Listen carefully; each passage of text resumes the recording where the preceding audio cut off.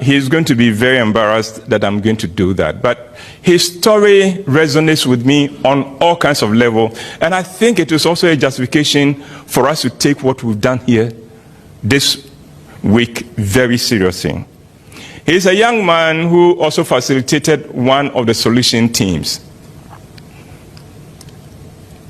He was a Hertz boy.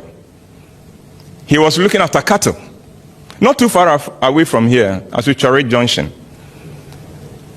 When his mother, he's the last of 14 children. None of them went to school. When he came in, the mother decided that she wants scratchy in the family. So convinced the father, who had been told that if your children go to school, you will lose them, to allow the last one. I guess he figured that I have 13. If I lose this one, and it will make my wife happy, fine. So allows the boy to go to school. The boy turns out to be very brilliant at school, and in his final year in JSS, when he was about to write his BEC, the father comes and says, the guy who takes care of our cattle is not available anymore, so you have to stop school and come and take care of the cattle. And that is what he does.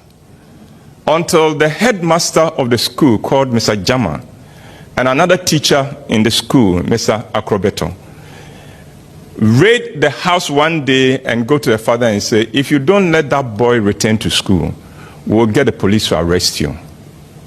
And so the father, out of fear, allows the boy to go back to school. At the exams, he gets aggregate 12. Not impressive where some of you come from, but in the village there, it was the best result that have ever been dropped in that district. So the district gives him scholarship to Tema Secondary School. And today, that young man, that Hertz boy, he prefers to call himself Cowboy, is today an award-winning journalist. I am talking.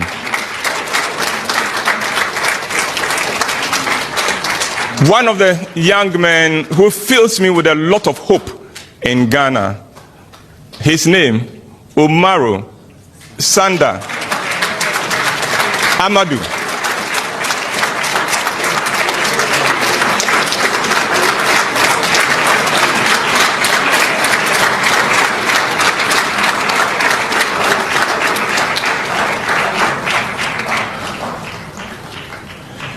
But for the headmaster, Mr. Jama, and the teacher, Mr. Akroboto, raiding his house and forcing the father to return this handsome young man to school.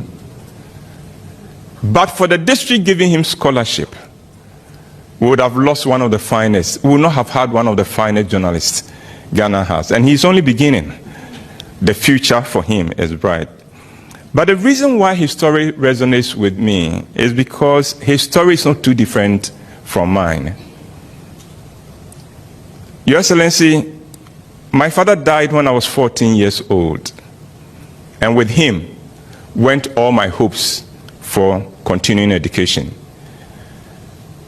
After he had been buried, my mother called me to a meeting and said, Kobina, say, your father is gone, so forget about college. Finish from 4, 7 in those days. I'll take you to Chiami and apprentice you to a fitter. And you become a fitter, so you help me take care of your 4 brothers whom your father has left. And that was my agenda. It had been spelled out for me until a teacher, my Form 3 Cyto teacher, Miss Comey, reviews the common entrance forms people have submitted and asks, James, where is yours? And I break into tears, and somebody tells her, his father is dead. And the woman decides that, come for a form. If you pass, I'll take care of you. So that is how I wrote the common entrance. The results come, and I was one of 3 students who have passed in the whole school.